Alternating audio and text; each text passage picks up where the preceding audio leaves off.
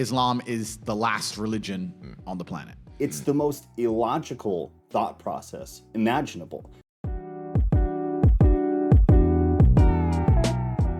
Okay, we're gonna broaden the scope a little bit. So I've done some videos recently with girls from the Whatever podcast, kind of talking about that they're Christian or that they're witches and discussing some of those topics. So we're gonna broaden it. And now here's Andrew Tate. I want to preface this by saying one thing. I actually, to many people's chagrin, I agree with a lot of what the guy says. I also disagree with a lot of what the guy says. It just depends on the topic. It depends on what he's talking about. Today, he's going to talk very briefly on religion. Specifically, his movement from Christianity, which I'm not sure if he was ever, actually in that field or not. He even describes it as I was raised in a Christian household. I was raised in a Christian country. He never really talks about being a Christian. And if you look in his past, I think you'd be hard pressed to say he was ever a Christian. But he moved from being religiously Christian, perhaps, to now being religiously Islamic. So he's going to talk about it briefly, and then I have some things to say. Islam for a long time. Yeah, sure. I was born in a Christian country. I was raised as a Christian, and I've always been very respectful of Islam. And it's become more and more obvious to me and more pertinent that Islam is the last religion on the planet.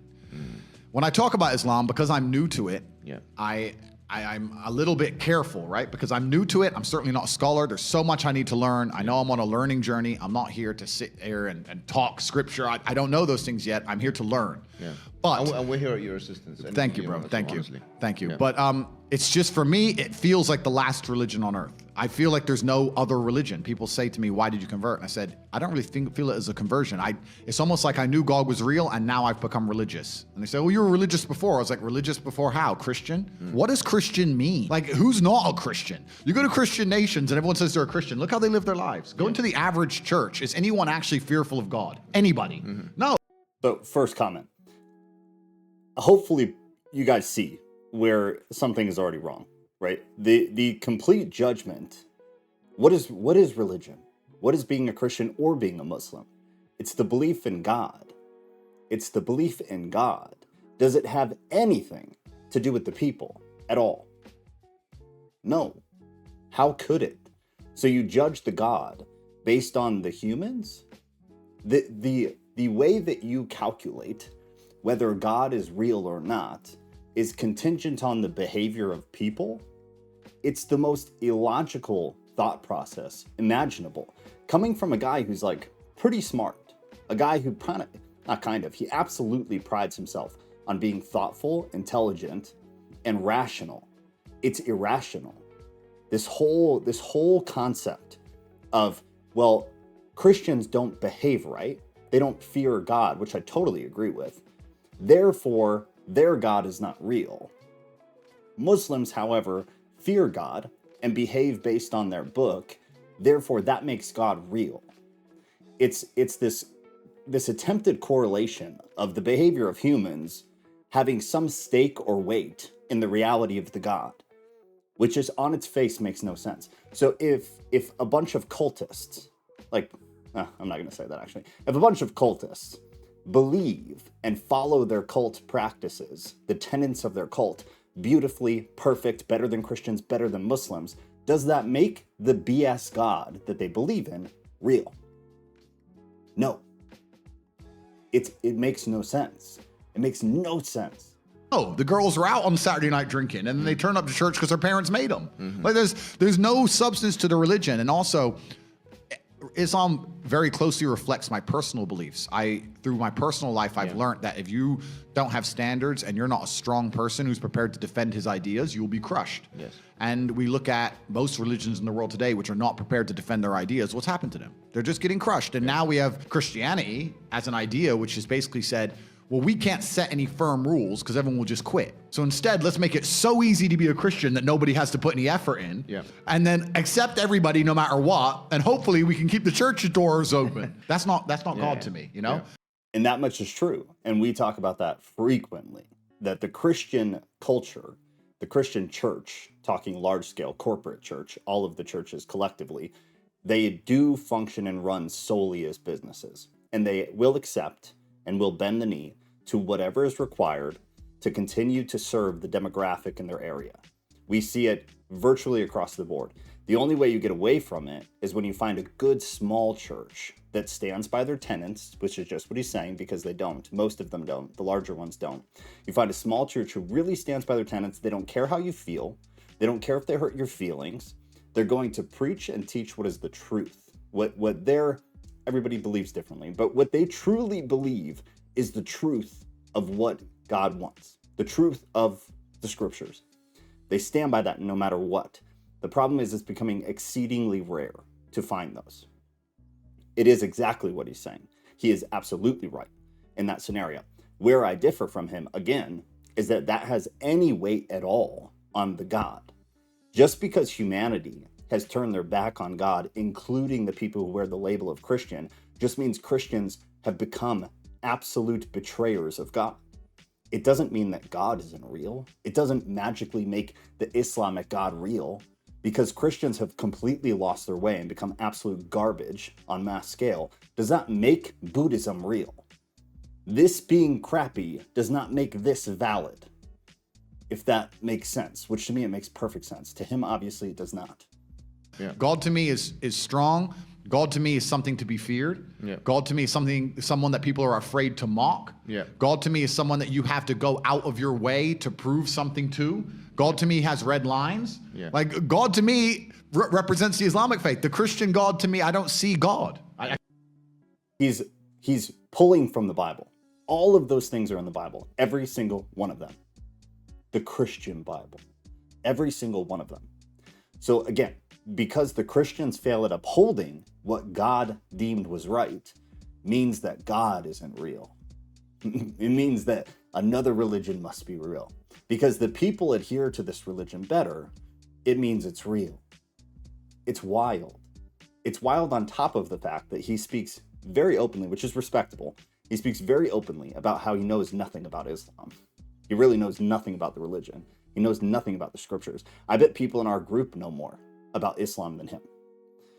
That's problematic, especially somebody with this much clout socially, where young men are absolutely following him straight over to Islam, who also have no clue what Islam is, no clue what it stands for, no clue what is happening in other countries.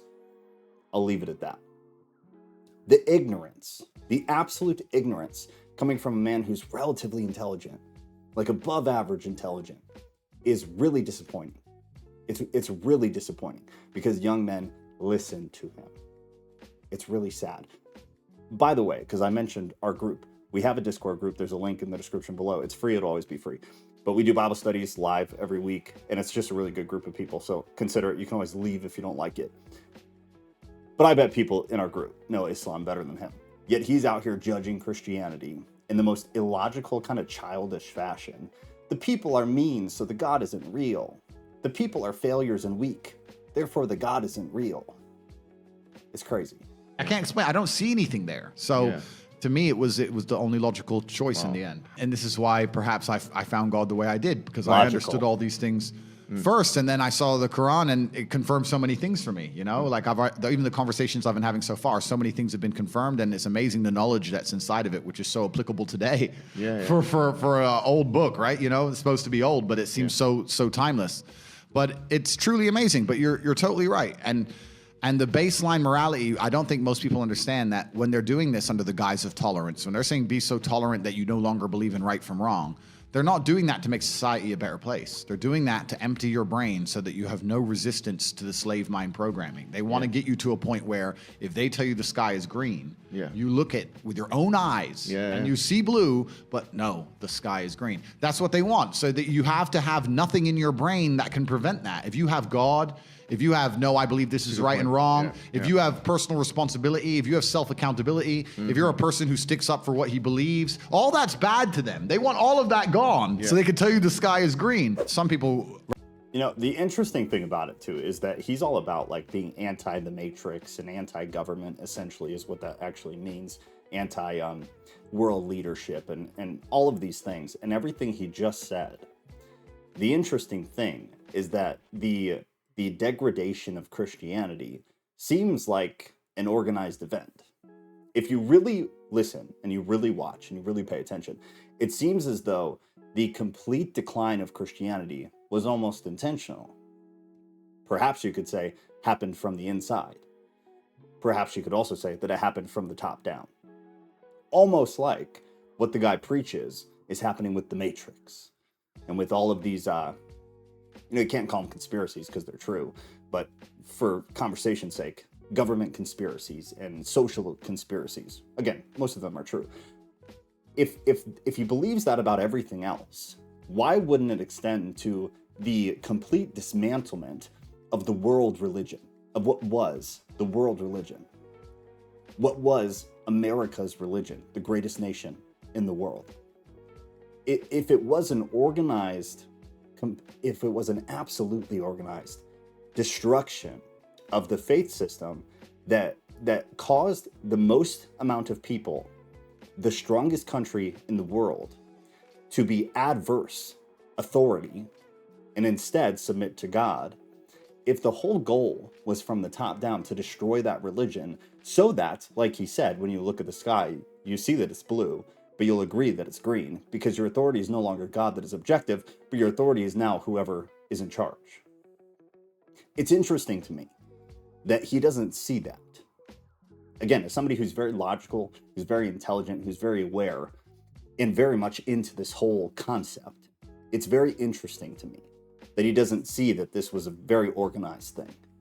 That he doesn't see that with the decline of Christianity, everything is coming undone. All the social fabric of society is coming undone, seemingly in line with the decline of Christianity. Yet he's going to jump on board, seemingly on the side of those who are tearing it down, and he's going to help the process. I find it very interesting. I don't know, man. It's just a really odd thing. It's a really odd thing. You know what's real. Hopefully, everybody who would take the time to watch this, you fully grasp what I'm saying here. You cannot judge the God based on the people. It's a really, really childish logic. You have to judge the God based on the God. That's it. The people suck, period. There are plenty of Muslims that are god-awful people. Does that make to other Muslims Islam not the truth? No, they still believe it's the truth. It makes no sense.